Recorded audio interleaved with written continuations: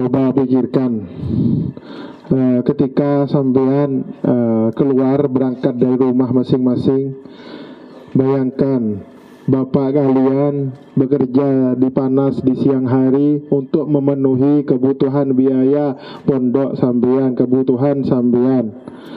Dan juga ketika sampean berangkat ke pondok, bayangkan ibu sampean nangis karena berpisah dengan sampean semua. Tapi dia masih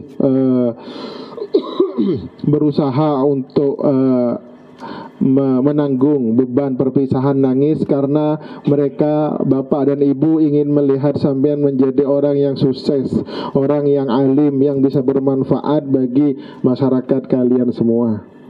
Kalian semua sekarang dalam nikmat yang sangat besar, anugerah dari Allah Subhanahu wa taala, dan mendapatkan perlindungan dari Allah Subhanahu wa taala, yang mana banyak manusia tidak mendapatkan nikmat seperti kalian. Kalian semua sekarang sedang di dalam tempat yang barokah, di pondok pesantren, belajar ilmu agama, dan ini merupakan anugerah besar dari Allah Subhanahu wa taala. Yaqulu Nabi sallallahu alaihi wasallam, man yuridillahu bihi khairan yufaqihu fid din. والعلماء ورثة الأنبياء. هذا نعمة وتشريف عظيم جدا، فينبغي لنا أن نستشعر هذه النعمة وأن نشكره عليها.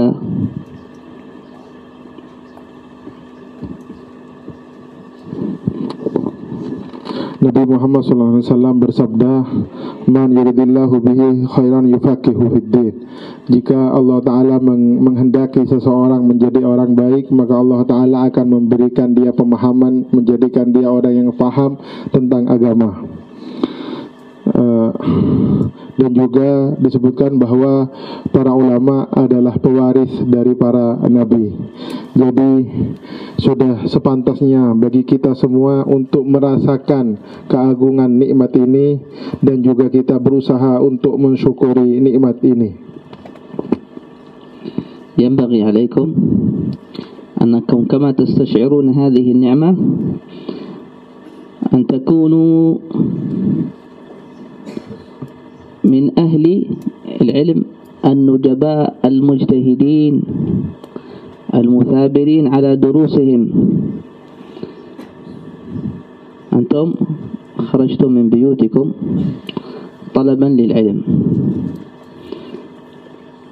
ستدرسون سنوات، 3 سنوات، بعضكم 6 سنوات، فلا تجعل هذه الأيام وهذه السنوات تمضي بلا فائدة.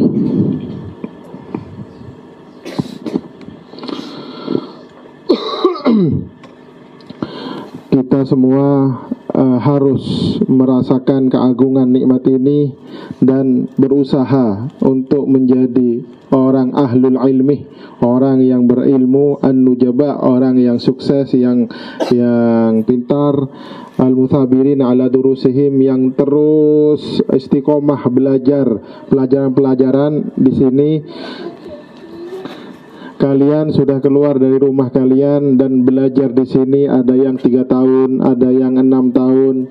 Maka jangan sia-siakan waktu-waktu tersebut lewat tanpa ada faidah.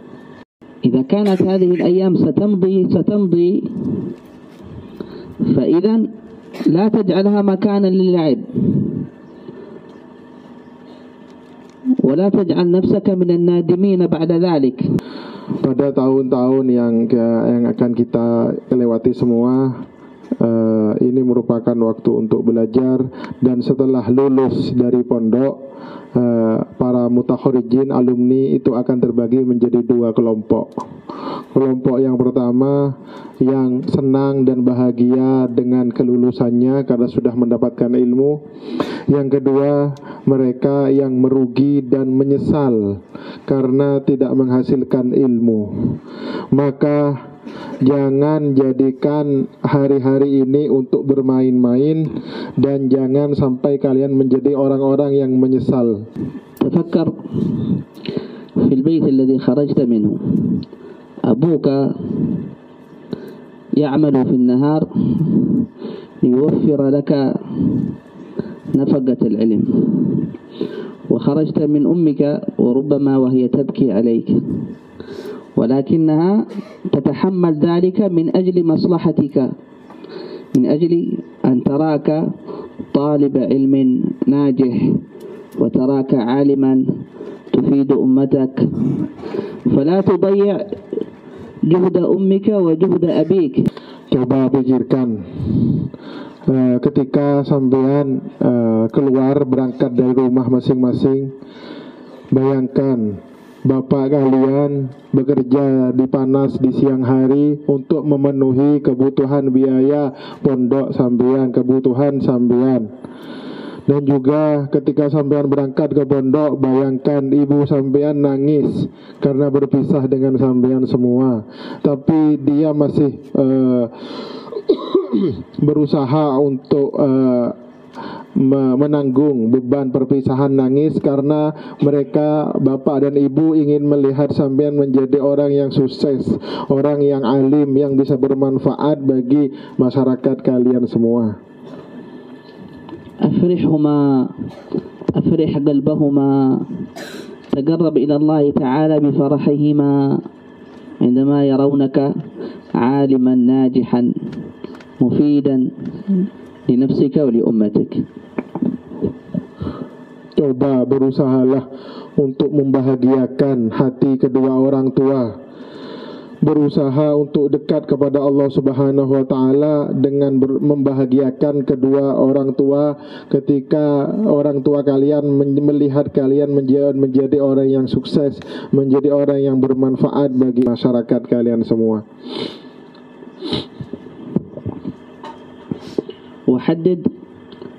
حدد هدفك في الحياة من الآن، ماذا تريد أن تكون، وانظر إلى هذا الهدف من الآن، وكلما تكاسلت انظر إلى الهدف لكي تنشط نفسك.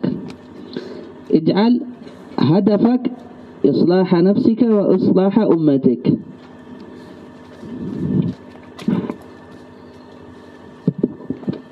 Mulai sekarang tentukan target yang akan kalian capai, tujuan kalian, targetnya apa.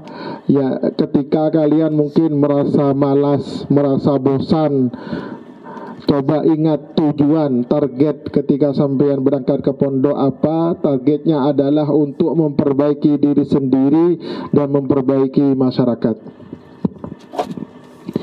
Ummatuka الإسلامية والإندونيسية محتاجة إليك.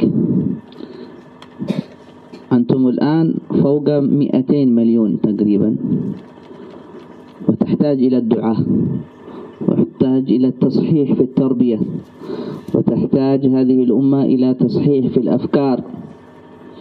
فأنتم إن شاء الله ستكونون بجدكم وبتوفيق الله سبحانه وتعالى من هؤلاء المصلحين.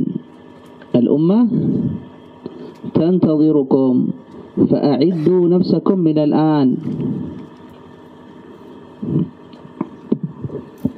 Masyarakat Islam secara umum dan masyarakat Indonesia secara khusus sangat-sangat butuh kepada kalian semua. Sekarang kalian mungkin di Indonesia sudah di atas 200 juta penduduk Indonesia, dan mereka semua butuh kepada para da'i, orang-orang yang mengajak kepada Allah Subhanahu wa taala untuk memperbaiki kehidupan mereka, memperbaiki pendidikan mereka, memperbaiki pemikiran-pemikiran mereka. Insya Allah dengan semangat kalian dan dengan taufik dari Allah Subhanahu wa taala, kalian akan menjadi orang-orang yang bisa memperbaiki umat di Indonesia. Mulai sekarang persiapkan diri kalian untuk menjadi orang yang memperbaiki umat. وهذا الإصلاح الذي تنويه من الآن إن شاء الله شيء عظيم جدا، شيء عظيم جدا جدا، أنك تكون وارث النبي صلى الله عليه وسلم، وأن تكون في وظيفته، في وظيفة الإصلاح. هذه أعظم وظيفة. أن تكون نائبا عن النبي صلى الله عليه وسلم في هداية أمته.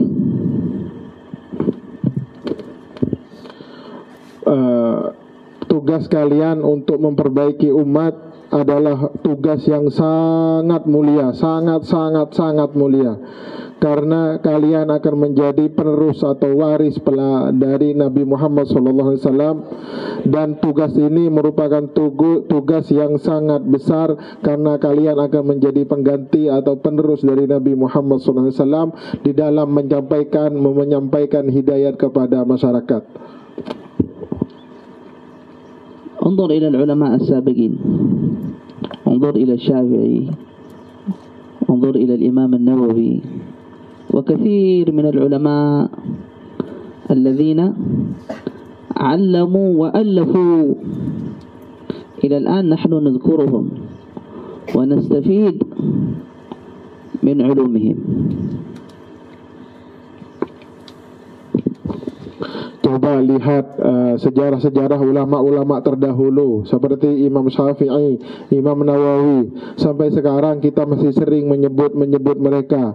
Kita masih sering mengaji karangan-karangan mereka. Sampai sekarang kita bisa mengambil faedah dari karangan-karangan beliau.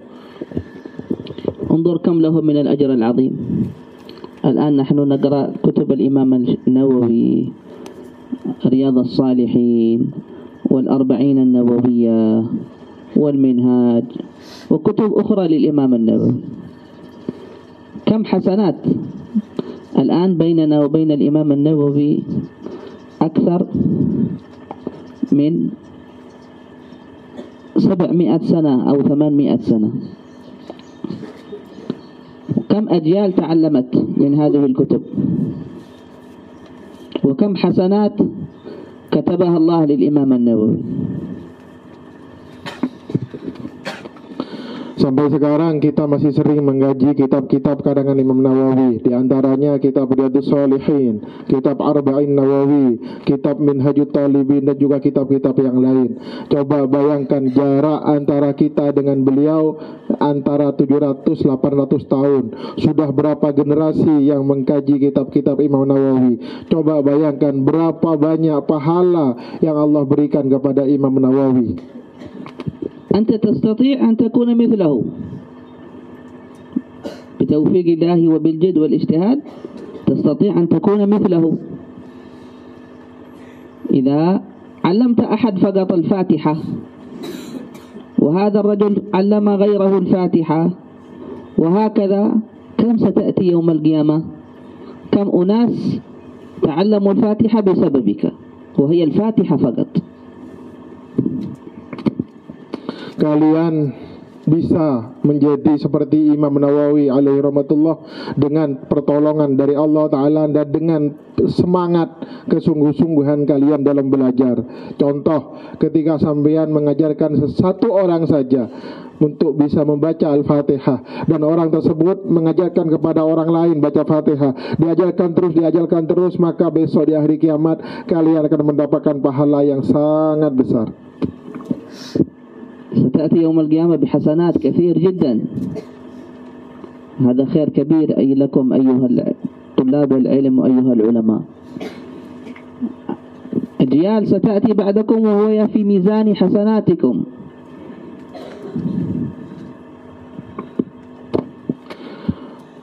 Kalian akan mendapatkan pahala yang besar ketika besok di hari kiamat. Dan ini merupakan sebuah anugerah yang sangat besar bagi kalian semua. Dan setelah sampean semua akan ada generasi yang akan terus belajar dari ilmu-ilmu sampean sampai kepada hari kiamat. Kam? مليون، مليونين، 3 مليون، 4 مليون، كثير. تخيل هذا العدد الكبير في ميزان حسناتك. تخيل. Generasi-generasi yang akan belajar kepada sampean, orang-orang yang belajar dari sampean, bayangkan ada yang 3 juta, 4 juta, bayangkan akan dapat berapa pahala yang besok akan ada yang akan sampean dapatkan di hari kiamat. تخيل أيضا دعاء الناس لك بعدما تموت، يقول اللهم اغفر لنا ومشايخنا ستدخل في ضمن هؤلاء. ومشايخنا في الدين، مشايخ الدين، علماء الدين من بعدك يستغفرون لك ويدعون لك.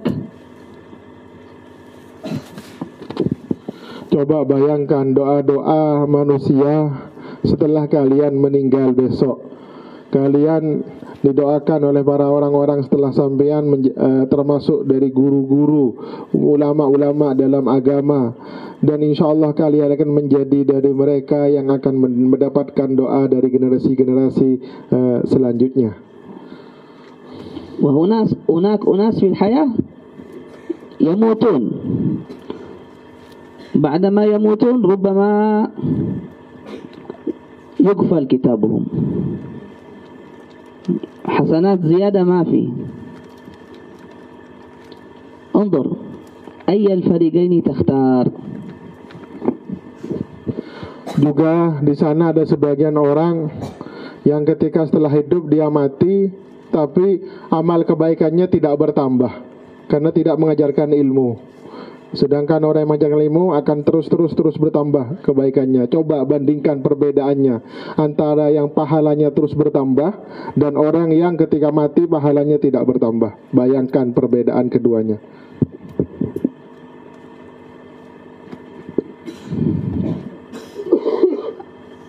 مما يعين على أن يكون العلم نافعا وأن الله تعالى يفتح عليك بنور العلم أن تتأدب بالآداب الشرعية وأن تعمل بما عملت. تأدب بآداب الأذكار، أذكار الصباح والمساء، آداب الدخول والخروج، وغيرها من الآداب الشرعية والسنن. حافظ عليها ليتنور قلبك وتستفيد من العلم. Termasuk hal yang membantu menjadikan sebuah ilmu itu bermanfaat. Yang pertama, menjaga tata krama adab yang agama ketika masuk kamar, keluar kamar, tata krama adab makan dan lain-lainnya, dan menjaga sunnah-sunnah. Yang nomor dua, termasuk membantu ilmu menjadi manfaat adalah mengamalkan ilmu yang sudah diketahui. Mengamalkan ilmu yang sudah diketahui agar supaya hati kalian bercahaya dan bisa mendapatkan ilmu yang bermanfaat. وأيضا اهتم بقلبك، نظف قلبك من الأمراض، لأنه في أمراض في الجسم كذلك في أمراض في القلب. Berusahalah untuk membersihkan hati dari penyakit-penyakit hati. Karena penyakit itu ada dua, ada yang penyakit badan dan ada penyakit hati. طهر قلبك من الحسد، لا تجعل نفسك وتنظر نفسك بأنك فوق غيرك من الأصحاب. طهر نفسك من الحقد، تحبب إلى إخوانك وعاملهم باللطف. كونوا عباد الله إخوانا، تواضع.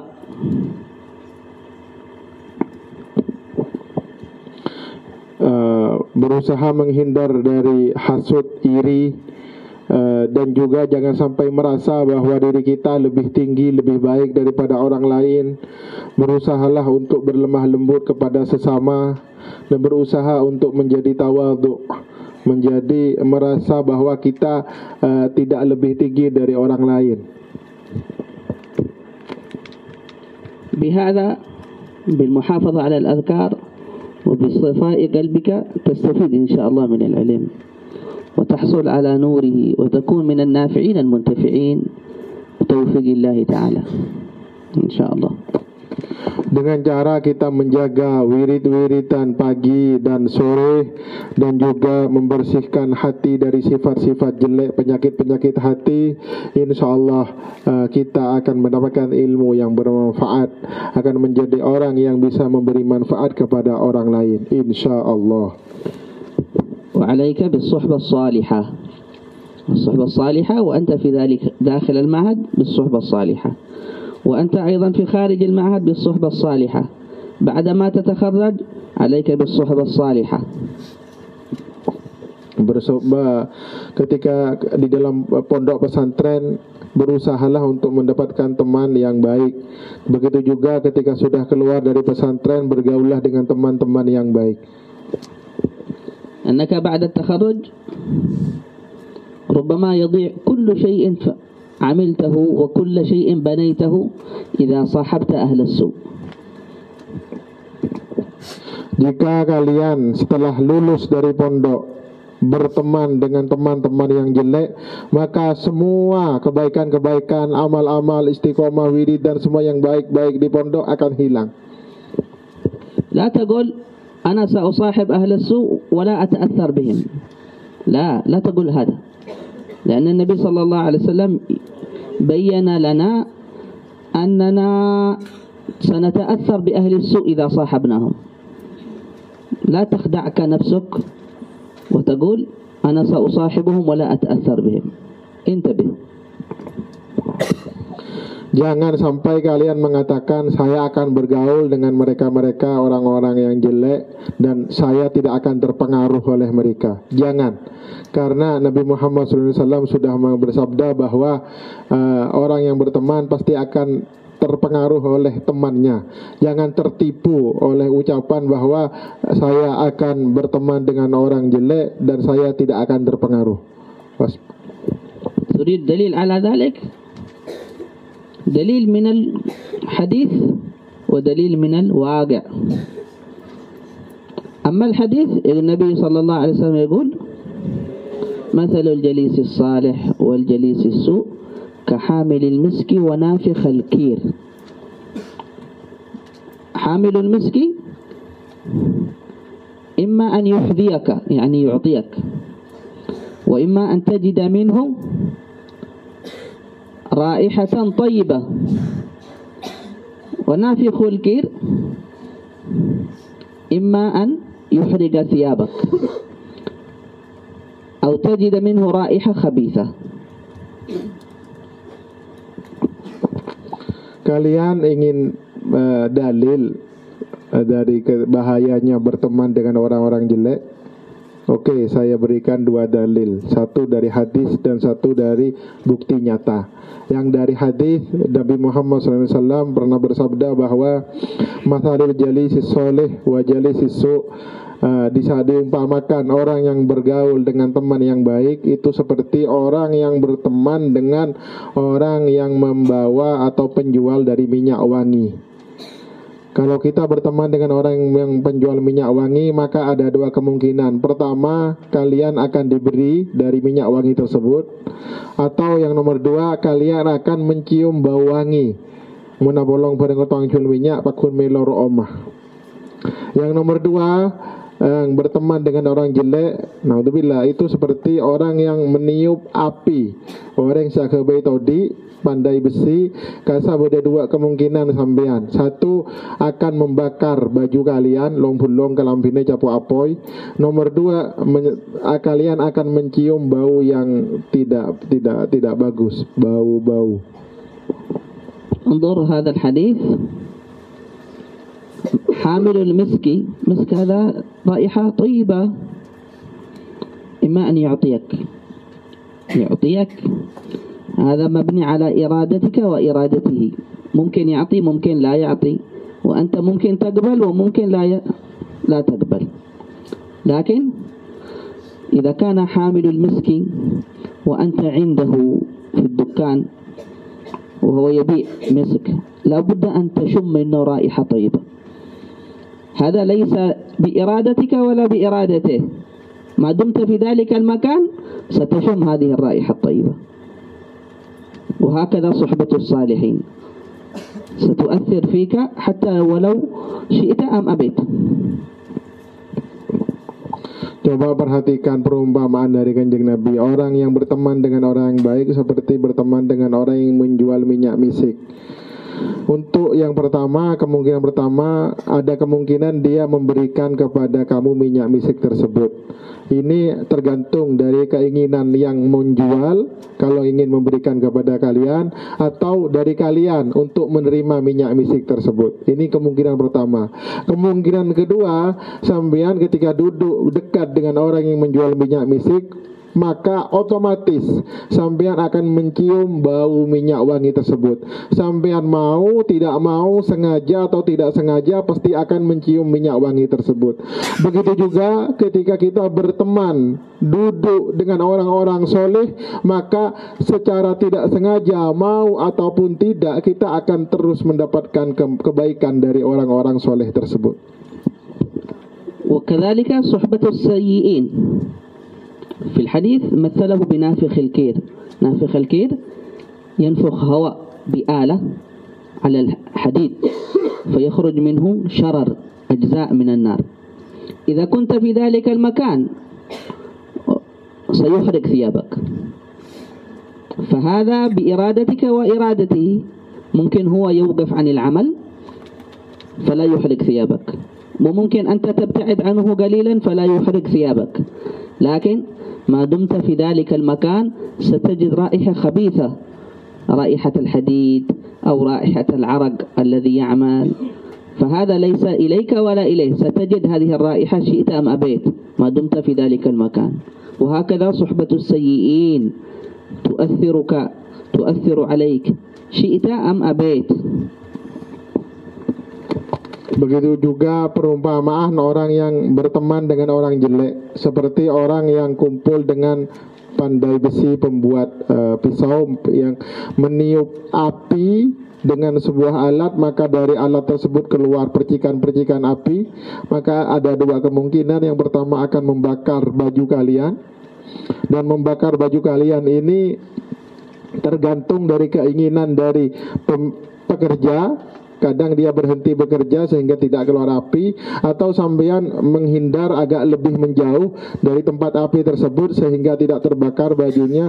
Namun selama sampean masih ada di tempat itu, sampean pasti akan mencium bau-bau yang tidak enak, bau besi, bau api, juga bau keringat dan yang lain-lainnya. Begitu juga ketika berteman dengan orang-orang jelek, maka pasti otomatis akan mempengaruhi kepada sampean. Sampean mau ataupun tidak pasti akan terpengaruh. ثم إذا تخرجت إن شاء الله ودخلت في هذه الحياة لا تنسى واجعل نفسك مربوطا بالمسجد بحلقات الذكر، بحلقات العلم، بصحبة الصالحين.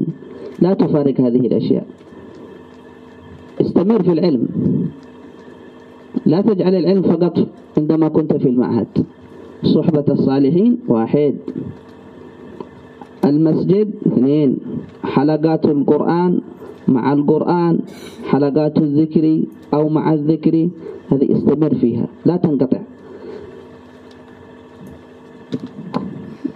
Ketika sampean besok lulus dari pondok, maka jangan sampai sampean terlepas jauh dari masjid, jauh dari majelis-majelis ilmu, jauh dari Al-Quran. Jangan kalian jadikan ilmu hanya ketika mondok di pondok saja, tapi ketika sudah lulus tetap terus bergabung dengan orang-orang soleh, dekat dengan orang-orang soleh, dekat dengan masjid, dekat dengan Al-Quran, dekat dengan zikir. وانتبه من الأفكار المضلة، ربما تدخل بعد ذلك في جامعة، تدخل في شيء، سيأتيك أفكار من هنا من ها هنا، استشر فيها العلماء الثقات المعتبرين الذين لا يتأثرون بسياسة الدولة، الذين يخافون الله. اعرض هذه الأفكار على الكتاب وعلى سنة النبي صلى الله عليه وسلم، إذا كنت من أهل الفهم.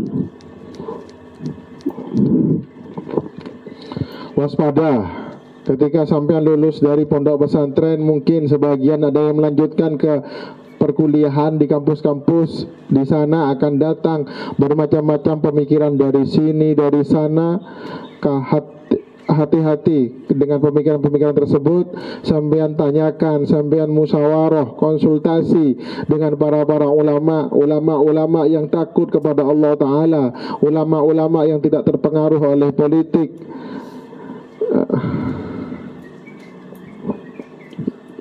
وفقكم الله إلى ما يحب ويرضاه. أرى في الطلاب من يسجل معه دفتر وقلم. أنا فرحت بهذا لأنه في طلاب يريد أن يستفيد، وإن شاء الله الذي ما عنده ورقة وقلم ثاني مرة يستفيد، يأتي بورقة وقلم يستفيد، ليس سماع فقط، لكي يطبق هذا الكلام ويذكره. Semoga Allah Subhanahu wa taala memberi taufik kepada kalian semua. Amin. Dan saya sangat senang ketika melihat ada santri sebagian ada yang menulis apa yang saya sampaikan. Mungkin sebagian tidak membawa buku, tidak membawa pulpen. Mungkin untuk pertemuan atau kesempatan yang kedua akan membawa tulisan tersebut. Jangan cuma mengandalkan pendengaran saja, tapi ditulis. Apa yang disampaikan ditulis. أخيرا أوصيكم أنكم تدعوا لي عندما تدعونا، تدعوا لي الفقير بالعفو والعافية والغفران والجنة، ونحن إن شاء الله ندعو لكم. إذا دعوتم لأنفسكم قولوا في آخر الدعاء ومن أوصانا، يعني من طلب الدعاء منا، إن شاء الله ندخل في كلمة من أوصانا، ونحن إن شاء الله ندعو لكم في آخر دعواتنا. أنتم ادعوا لنا، نحن ندعو لكم.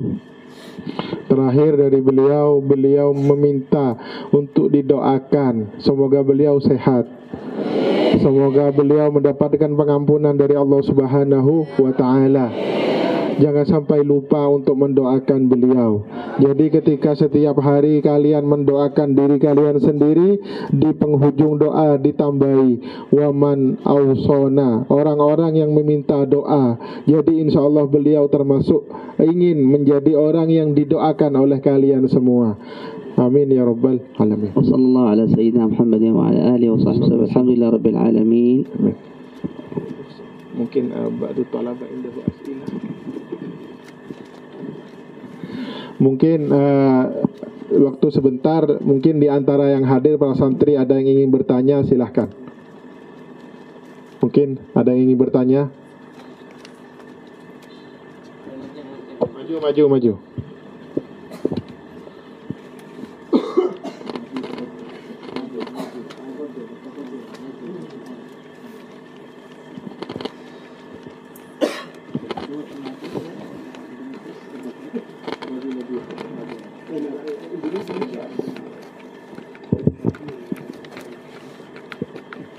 Assalamualaikum warahmatullahi wabarakatuh. Terima kasih karena telah memberi waktu untuk bertanya. Apakah santri ketika lulus itu diharuskan untuk menjadi ulama? Bagaimana jika dia mempunyai keinginan lain seperti halnya menjadi dokter ataupun menjadi pengusaha? Mungkin cukup dari saya. Wassalamualaikum warahmatullahi wabarakatuh. أولا هو نقدم الشكر على هذه الفرصة.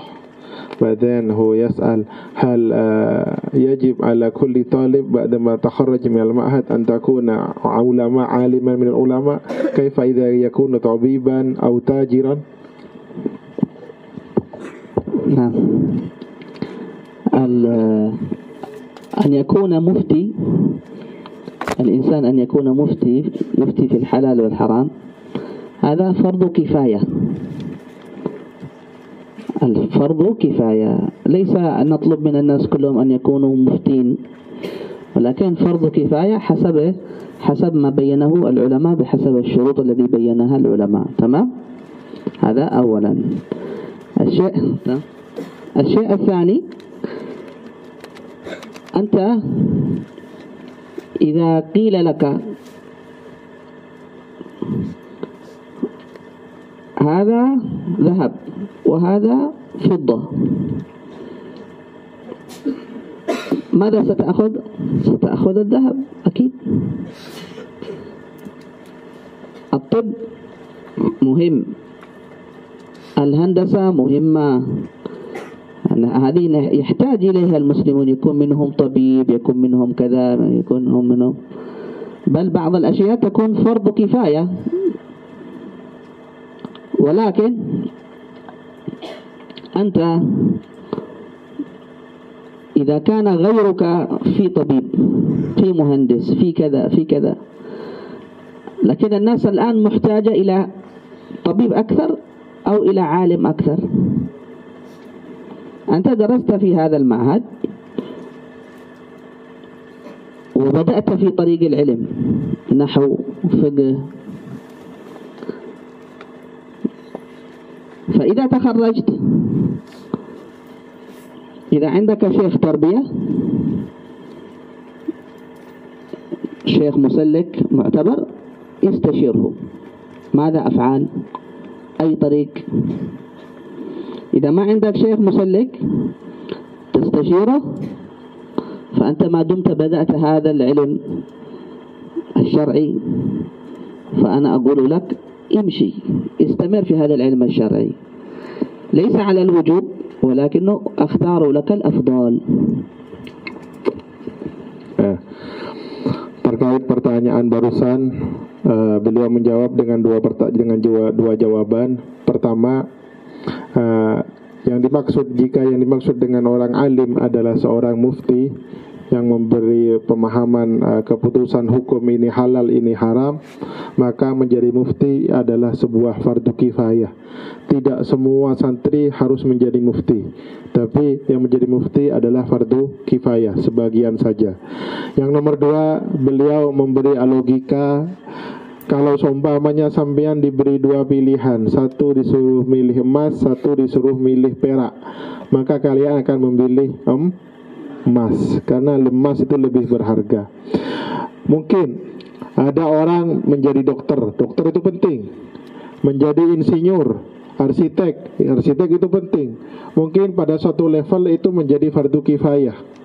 Tapi karena kalian semua sekarang sudah di pondok pesantren dan sampean sudah mulai untuk belajar ilmu agama, dimulai dari ilmu nahwu, ilmu shorof, ilmu fikih, maka jika sampean sudah lulus dari pondok ini, orang-orang lain sudah menjadi dokter, orang lain sudah menjadi insinyur, dan masyarakat coba sekarang lebih banyak butuh kepada dokter atau kepada seorang alim yang bisa menjelaskan halal atau haram. Jadi nasihat dari saya, kalau sampean sudah memulai dengan ilmu agama seperti sekarang, maka coba sampean istikharah dan lanjutkan apa yang sudah sampean mulai. الاستخارة مع استخارة الصلاة أيضا.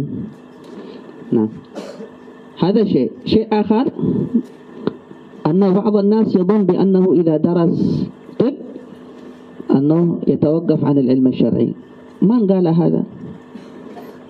أنا أعرف أناس هو دكتور طبيب لكنه عالم في الشرع، فهذا لا يتنافى، لأنه تستطيع أن تتعلم عند المشايخ وتجعل من وقتك شيء تستمر في الفقه وفي علوم الشرع، تستطيع.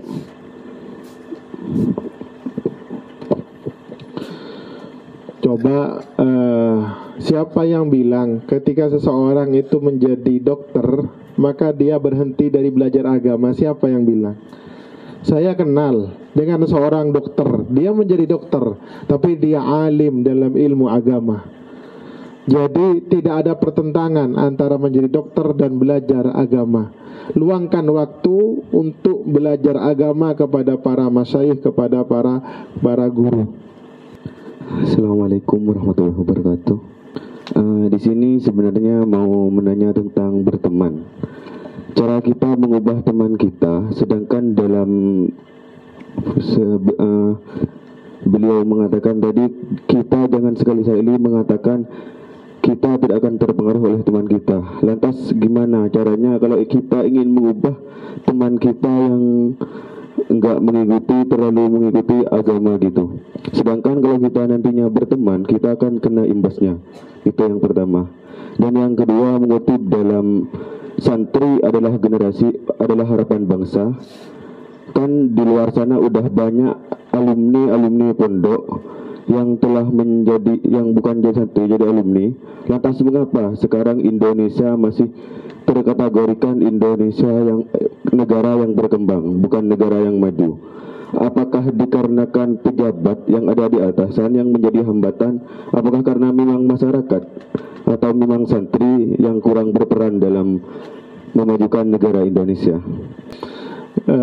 السؤال الثاني كما قلتم آنفا لا تصحب صحبة السوء فكيف الطريقة إذا كان لدينا أصحاب ما هو صالح سيء هكذا كيف نغير وضعهم ولكن في نفس الوقت إذا صاحبتهم بنتأثر منهم كيف نغير وضعهم هذا السؤال الأول. هذا إذا كان أنت جره إليك لا تجعله يجرك. يعني مثلا أنت صاحبك تذهب أنت وإياه فين؟ أنت معه في مكان، في بحر، في كذا، في نزهة، أنت اجعله هو يذهب معك مع أناس صالحين. لا تجعل نفسك معه ولكن اجعله هو معك. نحن سنخرج في رحلة وهؤلاء كلهم فاسدين، لا تذهب معهم. لكن هذا الرجل الذي أنت هو فاسد وتريد أن تصلحه اجعله يذهب معك مع أناس صالحين. قل نحن مثلا معنا في المعهد في المسجد في أناس من طلبة العلم سيذهبون رحلة إلى كذا تعال معنا. نحن عندنا حلقة ذكر في المسجد، تعال معنا. فأنت الأشياء التي هي خير وأنت مع أصحابك اجعله يحضر معك وأنت لا تذهب معه. اعتذر.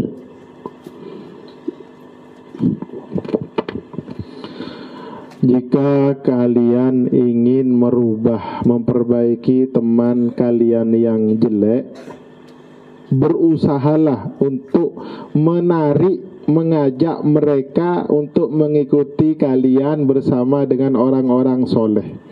Jangan biarkan diri kalian ikut dengan mereka, orang-orang yang jelek. Contoh, seumpamanya ada beberapa orang yang mereka semuanya rata-rata orang-orang fasik, orang-orang jelek, ingin pergi berwisata ke suatu tempat, maka sampean minta izin untuk tidak ikut mereka, karena nanti takut terpengaruh di tempat-tempat itu dengan kegiatan-kegiatan yang jelek. Tapi sebaliknya, berusahalah sampean mengajak mungkin salah satu dari mereka diajak oleh sampean perkumpulan orang-orang yang baik. Contoh, sebagian santri atau sebagian orang-orang yang belajar Al-Quran di masjid suatu ketika akan mengadakan piknik atau mengatakan tamasya ke tempat-tempat dan diisi dengan kegiatan-kegiatan yang positif, maka ajak dia untuk ikut sampean, bukan sampean yang ikut mereka. السؤال الثاني هذا أولا هذا لكن إذا شعرت أنك بدأ يؤثر عليك اتركه. هذا الجواب الذي قلته لك أنا إن شاء الله سأستشير أحد المشايخ فيه وأقول لك هل جوابي صحيح ولا لا. هذا تمام، وسأخبر الشيخ يعطيك الجواب الصحيح. لكن هذا الذي أظنه صواب، لكن سأتأكد منه من أحد المشايخ إن شاء الله وأخبرك الجواب الصحيح. Beliau sangat berhati-hati dalam memberi jawaban. Jawaban yang barusan yang saya sampaikan, ini saya akan mengkonfirmasi kepada salah satu guru saya, apakah jawaban saya ini benar atau tidak. Tapi apabila kalian sudah mulai merasa terpengaruh oleh mereka, teman-teman yang jelek, maka tinggalkan saja mereka. Untuk jawaban yang barusan saya sampaikan, saya insya Allah akan bermusyawarah dengan salah satu guru saya. Apa benar apa tidak, nanti akan saya sampaikan ke saya. Soal الثاني كما يقولون أن الطلبة يكون مستقبل البلاد مستقبل الشعب. كيف ببلاد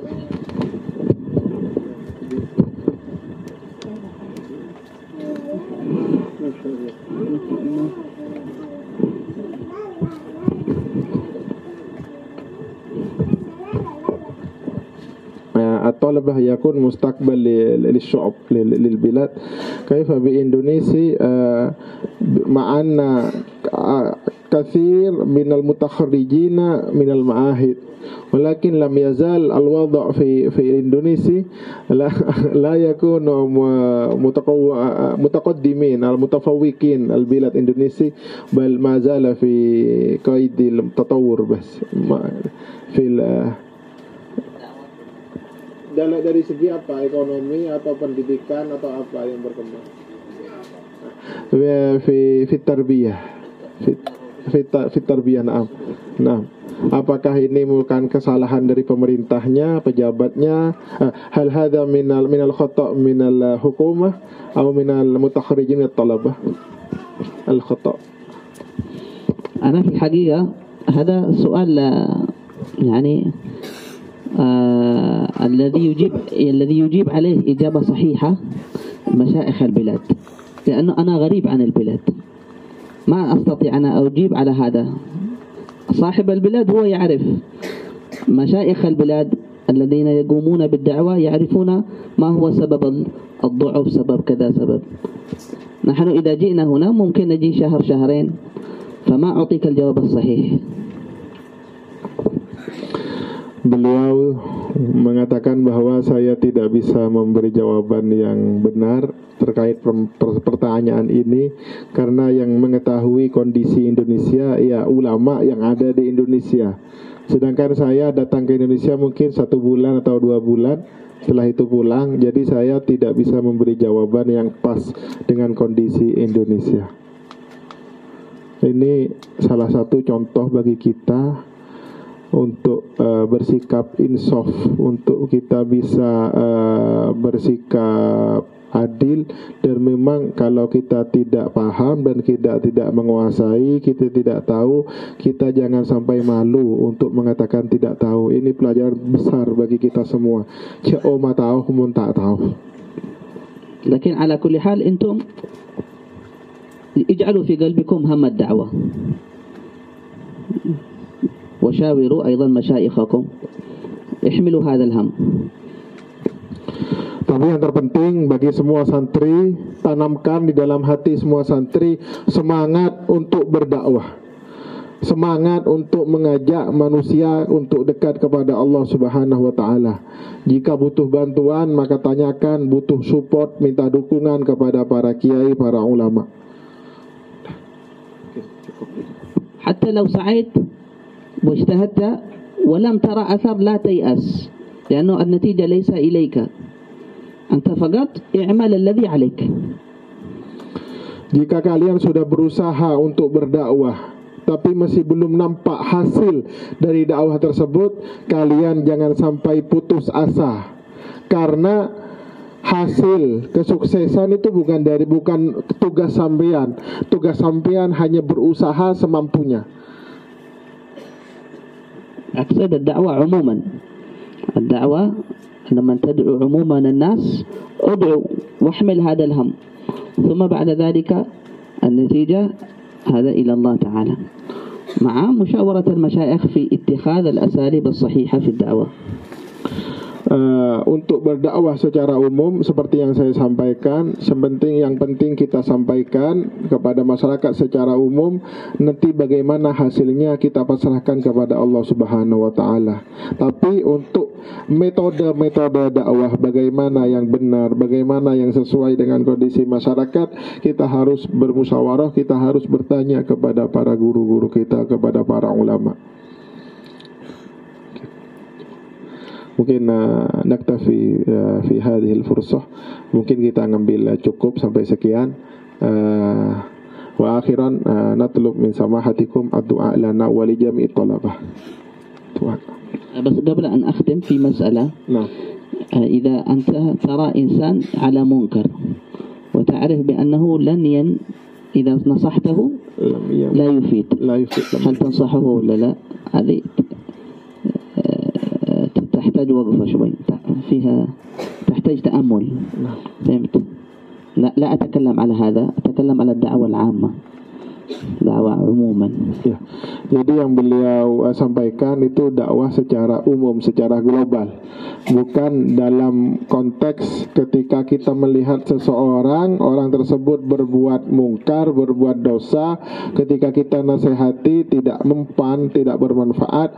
Dalam kasus seperti ini kita butuh untuk lebih berhati-hati, lebih untuk kita teliti lebih mendalam. Jadi yang mulai tadi saya sampaikan, ini dakwah secara umum, secara global. يعني هذه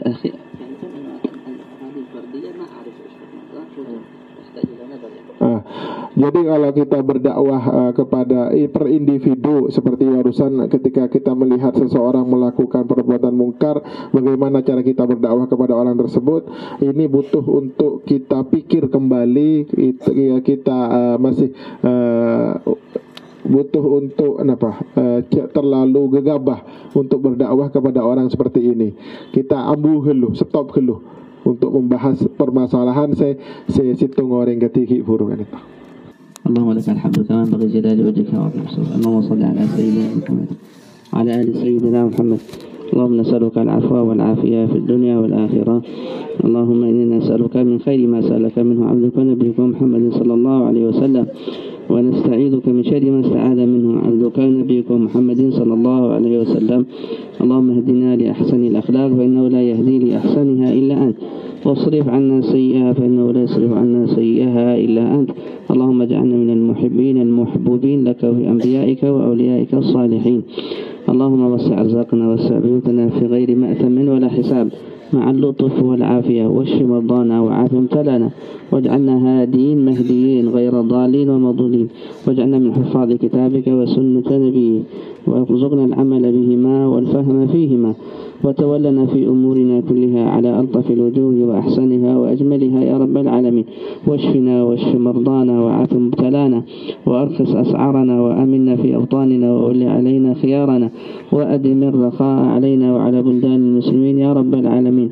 اللهم افعل ذلك بمشايخنا وأزواجنا وذرياتنا، ومشايخنا وطلبتنا وأصحابنا وأقاربنا وأصهارنا وجيراننا وأصحابنا وذريتهم وأزواجهم، ومن أوصانا يا رب العالمين. واغفر لوالدينا وارفع درجاتهم، ورافق بهم النبي محمد صلى الله عليه وسلم، وهم مشايخنا وأقاربنا وأصحابنا وطلابنا وأصهارنا وجيراننا وأزواجهم وذرياتهم.